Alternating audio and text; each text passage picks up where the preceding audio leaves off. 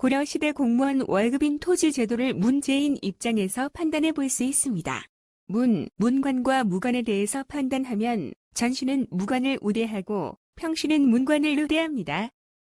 재직 여부에 대해서 판단하면 전직보다는 현직을 대우해줬습니다. 인품과 관품에 대해서 판단하면 인품을 반영한 경우도 있었습니다. 이처럼 고려시대 공무원 월급인 토지 제도를 문재인 입장에서 판단해 볼 수 있습니다. 예, 그렇습니다.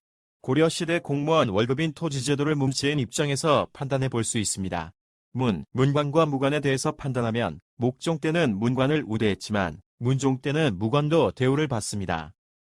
재직 여부에 대해서 판단하면 문종은 원칙적으로 현직만 월급을 주었습니다. 인품과 관품에 대해 판단하면 경종 때는 인품이 중요했습니다. 이처럼 고려시대 공무원 월급인 토지 제도를 문재인 입장에서 판단해 볼 수 있습니다. 고려시대 공무원 월급인 토지 제도를 문재인 입장에서 판단해 볼 수 있습니다. 문관과 무관에 대해서 판단하면 고려 개국 때는 전쟁을 통해 나라가 건국된 것이므로 개국 공신들은 무관이 많아 무관이 존중되었습니다. 하지만 개국 후 수십 년이 지나면서 목종 때는 문관을 무관보다 우대했습니다. 그런데 거란의 침략을 당한 후인 문종 때는 무관도 대우를 받습니다. 재직 여부에 대해서 판단하면 문종 이전에는 전직도 월급인 수조권을 줬지만 문종은 원칙적으로 현직만 월급을 줬습니다. 물론 오품 이상은 특별 대우를 해서 공음전을 줘서 상속도 가능하게 했습니다. 인품과 관품에 대해서 판단하면 태종 때 역분전을 인품이나 관품보다 공로를 더 중요시했습니다. 광종 이후 과거 시험도 치게 되고 관등과 관복이 정해지면서 관품이 중요해졌습니다.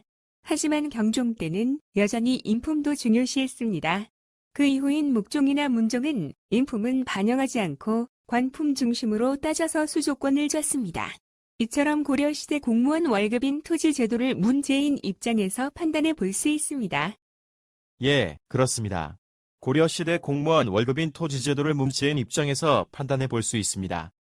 문관과 무관에 대해서 판단하면 고려 개국 때는 전쟁을 통해 나라가 건국된 것이므로 개국 공신들은 무관이 많아 무관이 존중되었습니다. 하지만 개국 후 수십 년이 지나면서 목종 때는 문관을 무관보다 우대했습니다. 그런데 거란의 침략을 당한 후인 문종 때는 무관도 대우를 받습니다. 재직 여부에 대해서 판단하면 문종 이전에는 전직도 월급인 수조권을 줬지만 문종은 원칙적으로 현직만 월급을 주었습니다. 물론 오품 이상은 특별 대우를 해서 공음전을 줘서 상속도 가능하게 했습니다. 인품과 관품에 대해서 판단하면 태종 때역 궁전을 인품이나 관품보다 공로를 더 중요시했습니다. 광종 이후 과거 시험도 치게 되고 관등과 관복이 정해지면서 관품이 중요해졌습니다. 하지만 경종 때는 여전히 인품도 중요시했습니다. 그 이후인 목종이나 문종은 인품은 반영하지 않고 관품 중심으로 따져서 수조권을 줬습니다.